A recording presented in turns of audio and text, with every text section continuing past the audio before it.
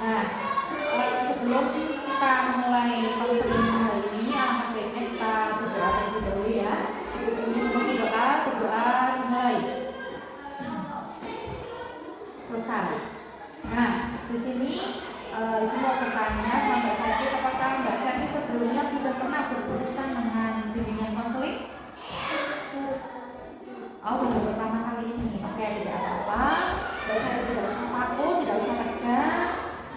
Kita akan melaksanakan konseling individual ya. Sebelum kita laksanakan, Ibu mau menjelaskan dulu apa itu bimbingan konseling ya. Jadi konseling itu pemberian bantuan dari konselor. Konselornya itu sendiri ya, sebagai orang pelaksana kepada konseling yaitu Mbak Suti. Nah, kita nanti di sini akan melakukan bimbingan. Tapi sebelum kita melaksanakan, itu nanti ada beberapa asas yang harus kita jalankan dalam proses bimbingan ini. Yang pertama itu ada asas kerahasiaan. Jadi Mbak Suti tidak usah takut, tidak usah malu. Jadi Mbak Sati percaya ya sama Ibu ya, semua curahan hati, semua yang Mbak Sati rasakan itu tidak akan Ibu beritahukan kepada orang lain. Jadi semuanya Ibu akan pegang rahasia Mbak Sati ya. Oke. Yang kedua itu ada asas keterbukaan. Jadi di sini diharapkan Mbak Sati itu bisa mengeluarkan semua unek-unek masalah Mbak Sati. Jadi tidak ada yang ditutup-tutupi ya. Itu ya. Langsung saja ya Mbak Sati.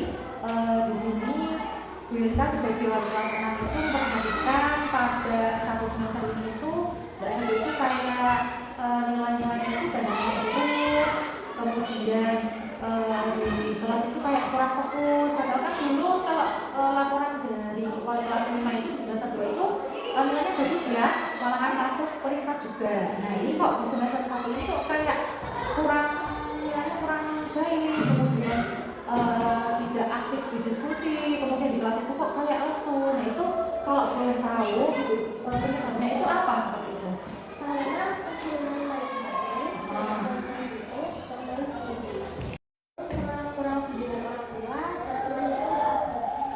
Oke, berarti masalahnya Mbak Sari di sini yang pertama adalah kurangnya bimbingan dari orang tua, kemudian yang kedua temannya tidak asik, yang ketiga itu kurang bisa membagi waktu antara bermain dan belajar ya. Kita sudah mendengarkan identifikasi masalah dari Mbak Sati ya, kenapa prestasi menurun, di kelas kurang bersemangat itu. Tapi ini Ibu akan melakukan treatment bagaimana caranya meningkatkan motivasi belajar dari Mbak Sati. Jadi nanti biar belajarnya itu bisa semangat lagi seperti semester kemarin. Tapi ini juga tergantung dari Mbak Satinya. Ibu hanya mencoba Nah sebelum kita masuk ke bimbingan selanjutnya, kita akan menjelaskan apa itu motivasi boleh ya. Nah motivasi itu adalah pendorong semangat atau dorongan semangat untuk mencapai sesuatu. Nah motivasi itu kan ada dua, ada motivasi intrinsik sama motivasi ekstrinsik. Kalau motivasi intrinsik itu berarti berasal dari diri Mbak Sati ya, seperti kemampuan yang dimiliki oleh Mbak Sati atau kecerdasan yang ada di dalam diri Mbak Sati. Kecerdasan itu dari dalam atau dari luar? Dari dalam. Oke.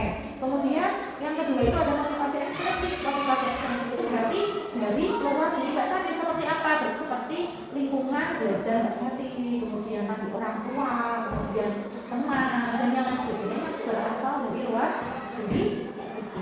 Oke ya, itu sedikit pemaparan tentang motivasi. Nah di sini ini akan melakukan treatment supaya motivasi Mbak Sati dalam belajar itu meningkat melalui pendekatan rasional emotif behavior terapi.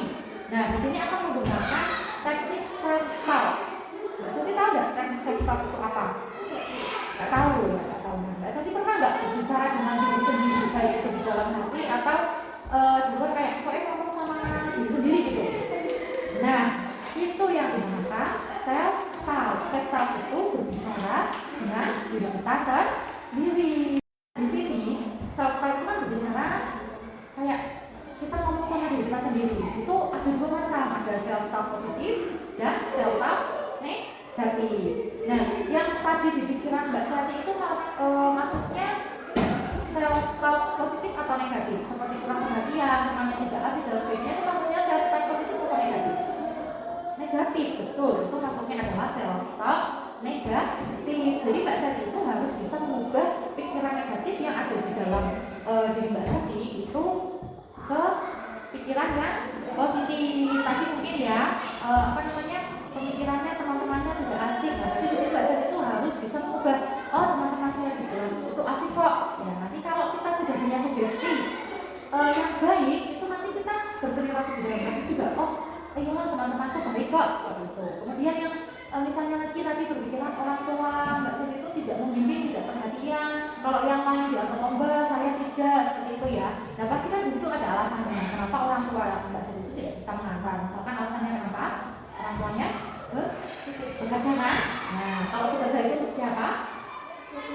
Untuk keluarga, untuk Mbak Siti sekolah. Nah itu harus bisa merubah pemikiran Mbak Siti dari pemikiran yang negatif ke pemikiran yang positif. Oh iya, saya kurang mengajar itu karena orang tua saya itu bekerja. Nah itu harus diubah pemikiran yang positif. Nah, mediasi dengan menggunakan teknik self-talk itu sebenarnya ada tahapan namanya Mbak Siti. Nah di sini ibu akan mendengarkan dulu self-talk tadi yang tadi dikatakan Mbak Siti ya. Jadi di sini ibu sebagai konselor akan mendengarkan sekali lagi self-talk negatif dari Mbak Siti. Oke. Karena Jadi apa self-talk negatifnya? Karena tidak bisa menjadi waktu, ya, tidak asik, kemudian orang tuanya tidak memberi perhatian atau bimbingan. Oke, selanjutnya kita nanti akan ke Mbak Sati untuk menuliskan self-talk negatif yang dialami Mbak Sati ke dalam kertas ya, nanti ditulis. Nah, selanjutnya kalau sudah nanti kita tulis, itu ada tahap menetapkan self-talk positif. Nah, self-talk positif berarti mengubah self-talk negatif ke positif. Harapannya apa? Biar kita itu harus komitmen terhadap ucapan-ucapan kita. Nah, di sini punya kertas, nanti Sati menuliskan self-talk negatifnya dulu ya. Oke? Karena di sini Mbak Sati ditulis ya. Tadi yang pertama, apa ukurannya? Selanjutnya dari tulisan ini, tahap selanjutnya kita akan mengubah self-talk negatif dari Mbak Sati ini ke self-talk positif. Yang pertama, kurangnya perhatian atau bimbingan orang tua. Berarti kalau diubah menjadi self-talk positif apa? Orang tua perhatian kepada orang saya. Oke, bisa tulis ya. Mbak Sati tadi sudah menuliskan, sudah mengubah antara self-talk negatifnya ke self-talk positifnya. Nah sekarang tahap selanjutnya yaitu ibu mau mendengarkan ya, mendengarkan Mbak Sati membacakan yang ada di kertas self-talk positif dari nomor 1 sampai nomor 3 ya, silakan dibaca.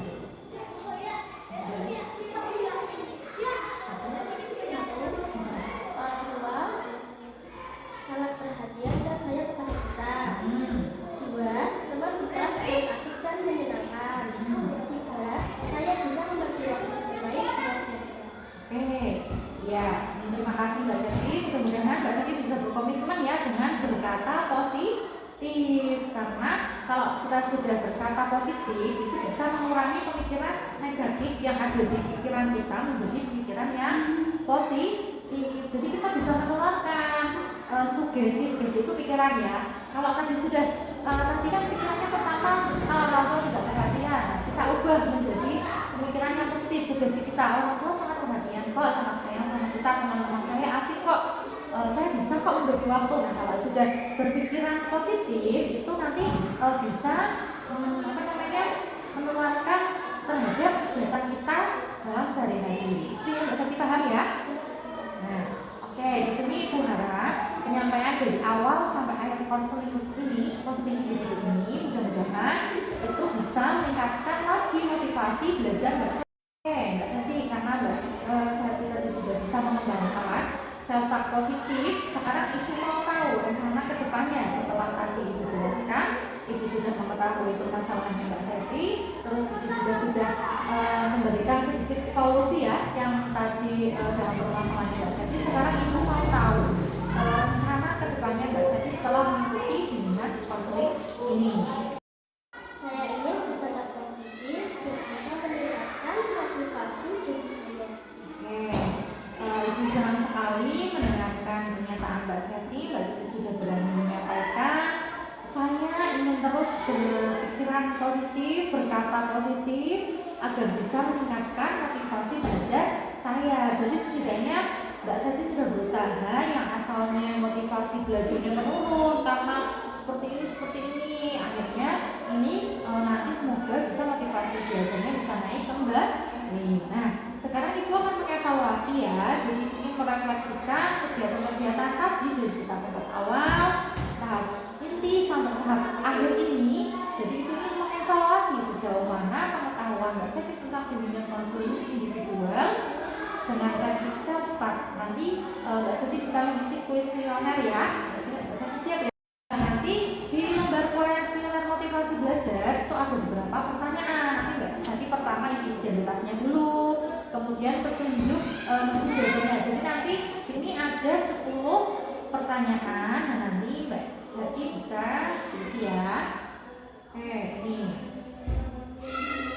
Nah, sini. Nah, isi dulu. Sini. Mbak Sati isi nama, kelas, kemudian absen, sekolah, hari. Ini petunjuknya. Nah, di sini pertanyaan ini atau pernyataannya. Oke, silakan Mbak Sati.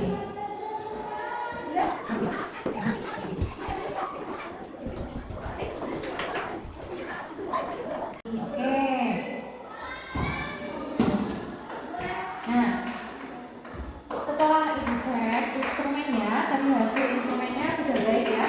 Rata-rata dari nilai maksimalnya itu 40, Mbak Sati sudah mendekati di 32. Jadi kesimpulannya Mbak Sati sudah bisa mengubah pemikiran negatif Mbak Sati ke pemikiran positif ya. Oke, sebelum kita mengakhiri ini, kita menanyakan kepada Mbak Sati, apa yang Mbak Sati rasakan setelah melaksanakan bimbingan konseling individu ini? Oke, Mbak Sati merasa senang, merasa lega dan semangat lagi. Ya, semangat lagi untuk belajar. Jadi Mbak Sati sudah lega ya sekarang ya. Oke, jadi sudah tidak ada pemikiran-pemikiran yang negatif lagi ya tentang masalah-masalah tadi ya. Oke, kalau sudah lega, sudah baik semua, selanjutnya kita akan menyimpulkan dari konseling ini. Yang pertama, tadi Mbak Sati sudah bisa mengubah pemikiran-pemikiran negatifnya sedikit demi sedikit ke pemikiran positif. Yang kedua, Mbak Sati itu harus secara terus-menerus berlatih mengembangkan self-talk positif yang ada di dalam diri Mbak Sati ya, gitu ya. Oke, jadi untuk kedepannya kita akan merencanakan pertemuan seperti ini lagi ya, agar mengetahui sejauh mana perubahan Mbak Sati, perubahan yang Mbak Sati lakukan. Apa kira-kira bisa Mbak Sati? Oke, siap. Mbak Sati tidak ada paksaan ya. Ya, alhamdulillah. Terima kasih ya Mbak Sati. Berhubung jadwal konseling kita ini sudah selesai. Terima kasih atas waktunya. Semoga juga Mbak Sati nanti motivasi belajarnya lebih meningkat lagi dan kita akan rencana tindak lanjut untuk bertemu kembali ya untuk mengetahui sejauh mana kira-kira Mbak Sati perubahannya. Oke, karena kita tadi mengawali dengan berdoa, maka kita tutup juga konseling kali ini